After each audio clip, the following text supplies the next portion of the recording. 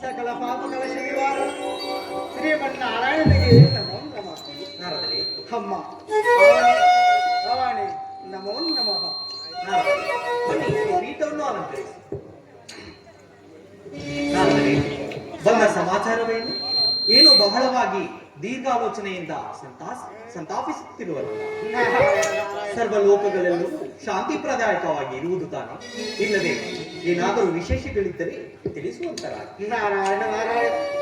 ಪ್ರಭು ಪರಮಾತ್ಮ ಸರ್ವ ಚೈತನ್ಯ ಸ್ವರೂಪರಾದ ನಿಮ್ಮ ಕರುಣೆಯಿಂದ ಎಲ್ಲಾ ಲೋಕದಲ್ಲಿಯೂ ಜನ ಸುಭಿಕ್ಷವಾಗಿಯೇ ಇರುವರು.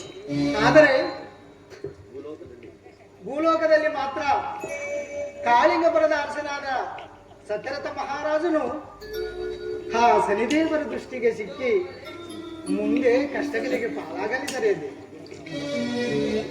ಸದಾ ತಮ್ಮದೇ ಆರಾಧನೆಯಲ್ಲಿರುವ ಆ ಸತ್ಯರಥ ಮಹಾರಾಜನನ್ನು ಕಾಪಾಡುವ ಭಾಗ್ಯವು ತಮ್ಮದೇ ಅಲ್ಲವೇ ಪ್ರಭು?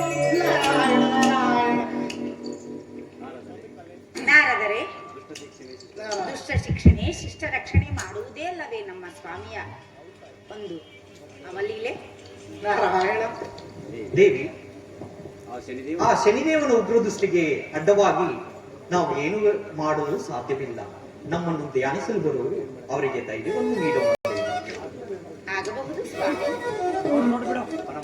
ಪರಮಾತ್ಮ, ನನಗೆ ಬಹಳ ಸಂತೋಷವಾಯಿತು. ತಮ್ಮ ಇಚ್ಛೆ ಇದ್ದಂಗೆ ಯಾವ ರೀತಿ ನಡೆಸುವರೋ ಅದೇ ರೀತಿ ನಡೆಸಿರಿ. ನಾರಾಯಣ ನಾರಾಯಣ. ತಥಾಸ್ತು. ಹೋಗಿ ಬನ್ನಿ ನಾರಾಯಣ. ನಾರಾಯಣ ನಾರಾಯಣ.